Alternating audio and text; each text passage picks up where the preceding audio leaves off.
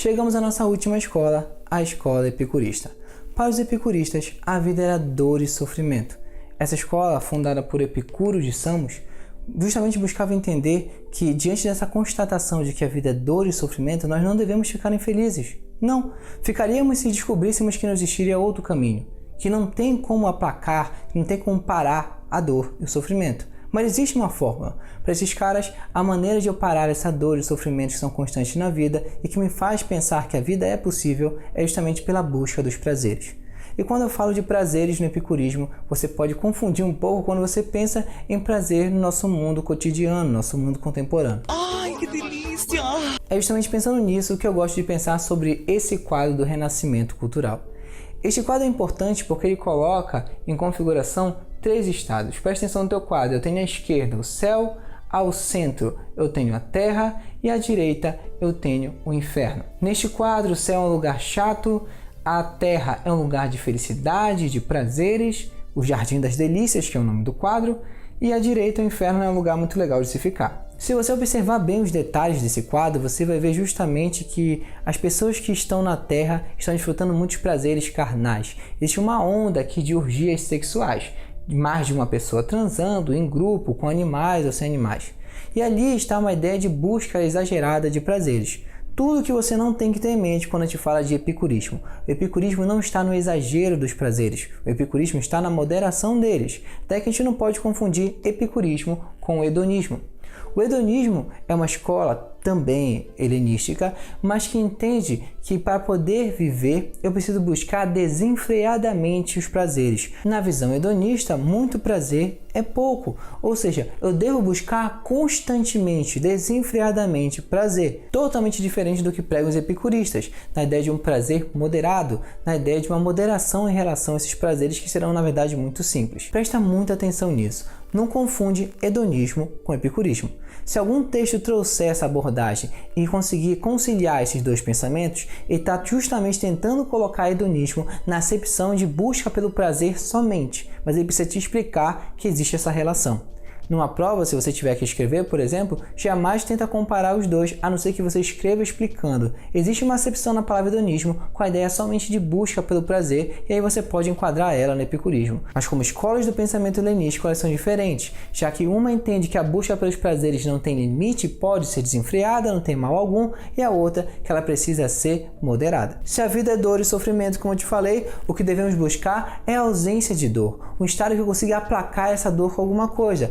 Esse estado é chamado pelos epicuristas de aponia. Então, o que os epicuristas buscam de alguma maneira é alcançar a aponia para aí chegar à ataraxia, o estágio de tranquilidade. A aponia não é o máximo das coisas. A aponia é uma pré-estação, um estágio onde eu preciso chegar para poder alcançar algo. E eu só alcanço a aponia através da busca pelo prazer. E esses prazeres no epicurismo, como eu te falei, são prazeres simples e moderados. Por que simples e moderados? Isso é muito importante. Simples porque não pode ser algo complexo, porque tem que ser algo acessível. Se eu tiver prazer com uma coisa muito complexa, muito difícil de alcançar, eu terei poucas vezes prazer na minha vida. Isso não me basta. Eu viveria na maioria da minha vida em dor e em sofrimento.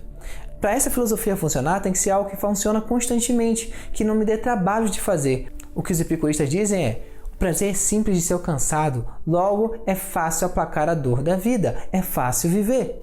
E a segunda ideia de ser moderado é porque para esses caras nada pode ser exagerado em relação ao prazer. Não tem como eu sentir muito prazer, não tem como eu sentir pouco prazer para os epicuristas. Prazer é prazer e ponto. E você entende muito bem essa ideia com uma analogia que eu sempre gosto de usar com relação à comida, com relação à refeição. Quando você come alguma comida que você achou incrível, extraordinária, em determinado momento você tem a ideia incrível de repente pegar e comer mais. E aí você tem outra ideia incrível, você vai comer mais. E aí você vai se sentir mal em consequência disso. Você pode vomitar, você pode só ficar com mal-estar, a questão é que você ganha um gosto mal na boca, você fica sentindo mal, e aí vem o arrependimento. Por que você exagerou? Pra que eu fiz isso, meu Deus? Você pode falar: eu fui feito pra comer, boca foi feita pra comer.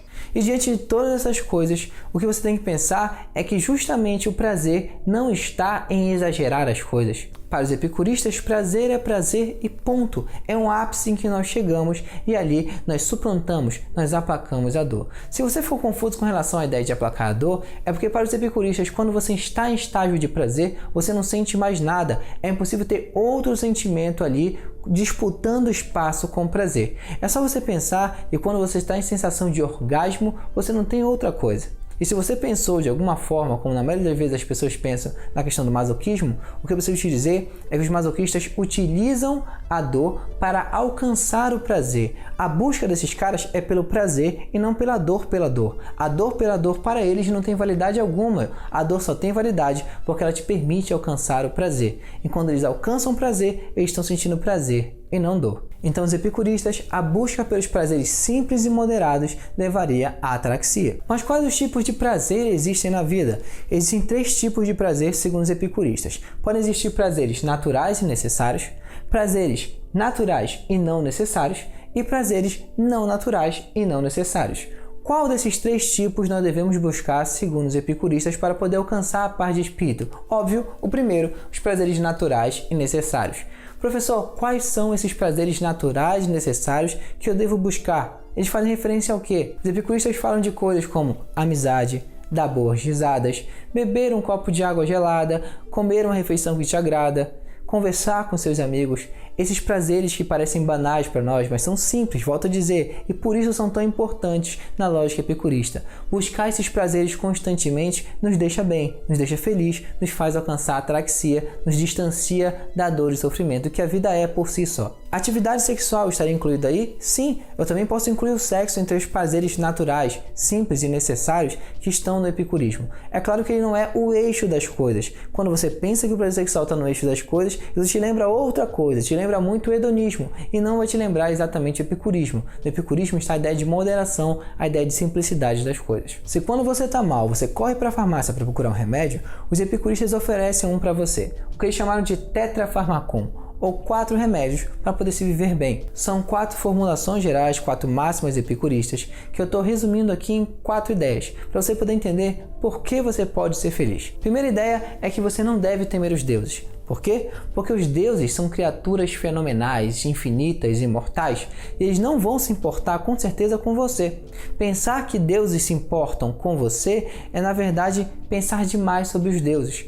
Nós somos insignificantes para eles. E diante da nossa insignificância, a gente tem que sacar que eles não vão se importar com a gente. Os deuses não vão se intrometer na sua vida para poder fazer mal para você, nem muito menos bem. Também não devemos temer a morte, sabe por quê? Porque temer é um sentimento e a morte está justamente na cessação completa entre os sentimentos. Eu não posso temer algo que quando chegar eu simplesmente não vou sentir. Não faz sentido algum. A dor da vida, o que a vida é suportável. É claro, por meio da busca pelos prazeres simples. Os prazeres aplacam a dor, fazem parar, cessam ela de vez. Porque enquanto eu estou em sensação de prazer, eu não consigo sentir outra coisa. E esse prazer que eu obtenho é facilmente alcançável, é mais do que possível, já que a busca pelos prazeres encontrada pelos epicuristas é um prazer simples e não algo difícil de ser encontrado. Para fechar essa aula, preste atenção nesse mapa mental que eu montei para vocês.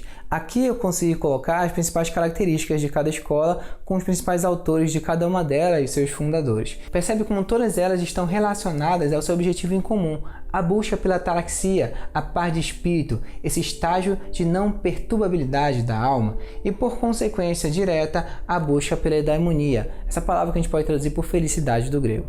É isso, galera. Vou ficando por aqui e até a próxima aula.